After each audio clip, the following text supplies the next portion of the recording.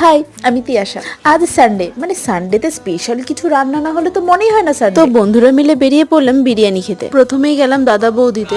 একটা খুব দুঃখের ঘটনা ঘটে গেছে, আমাদের দাদা বৌদিটা ঢুকতে দেয়। তো এবার আর কি করব, বাড়িতে গিয়ে আর খেতে তো আর পারবো না, সেই জন্য চলে গেলাম ডিবাপিতে। তাড়াতাড়ি করে আমাদের অর্ডারটাও করে দিলাম। মোটামুটি আধ ঘন্টা বসার পরে আমাদের সময় এলো। এবার গিয়ে দেখলাম ওপরে কিন্তু ভালোই বড় বসার জায়গা করেছে। দেখতেই পাচ্ছ একদম লাল লাল মটন কষা আর মটন বিরিয়ানি আর মটন কষা দিয়ে জমিয়ে লাঞ্চটা করার পরে আমরা ঠিক করলাম আমরা আন্দুলপোতা যাব।